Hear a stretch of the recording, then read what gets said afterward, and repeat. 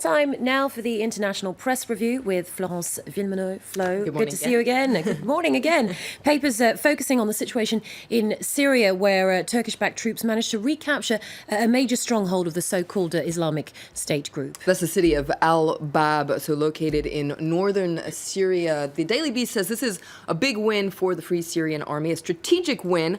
Al-Bab had served as the headquarters for ISIS intelligence operations. It's where essentially they organized terror attacks in Europe, including in 2015, 2016. So it's quite a symbolic victory. It's also an important stepping stone to Raqqa. Raqqa, of course, the capital of the self-proclaimed caliphate.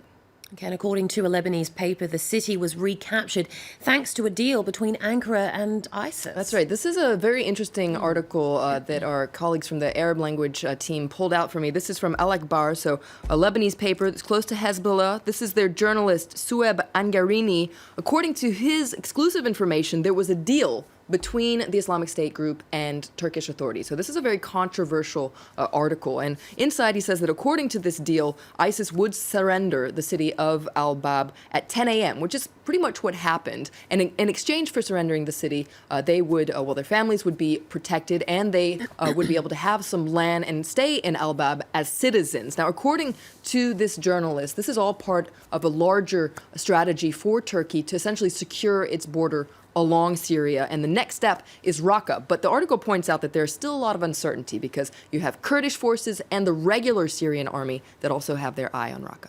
Indeed, a lot of moving parts. Let's move on to another big story in the press today. Famine has been declared in parts of South Sudan, and NGOs are sounding the alarm that Yemen, northern Nigeria and Somalia are also on the brink. 20 million people could starve to death in the next 6 months, according to several NGOs. The UN says it needs $4.4 billion, so 3.8 billion euros by the end of March to avoid a catastrophe. You can read more about it here in Jeune-Afrique. So far, it has $90 million on hand, so it's quite far from that $4.4 billion target it wants to reach. Now, Slate Afrique reports on the situation in South Sudan. What's tragic is the famine there is man-made, according to Slate. Essentially, it's due to the war that's been devastating the country for 3 years now.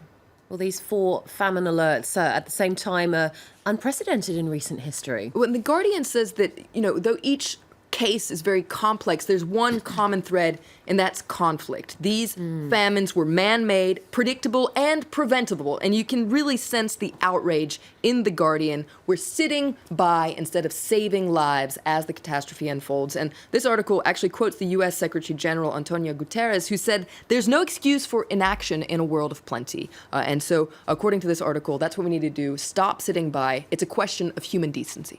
Okay. Well, staying in Africa, papers are focusing on a wave of xenophobic attacks in South Africa. It's a huge story in Africa in general. Let's take a look at this article in Africa News. So yesterday, South Africa's Interior Minister Malusi Gigaba called for calm. For 2 weeks now, several buildings occupied by foreigners, mostly Nigerians, suspected of housing brothels or trafficking drugs, have been burned by angry residents. You can see the screen grab here from some of that violence. Now, these incidents over the past 2 weeks have revived the specter of some deadly xenophobic riots that occurred in South Africa in 2008 and in 2015.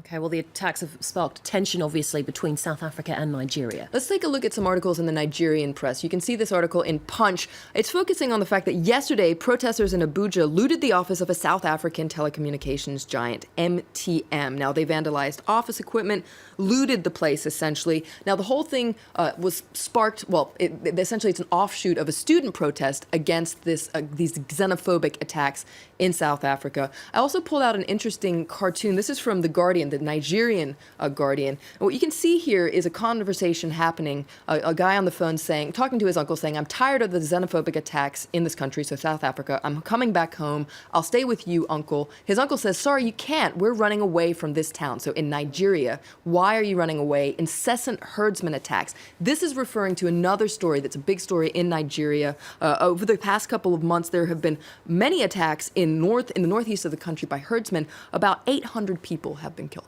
Wow.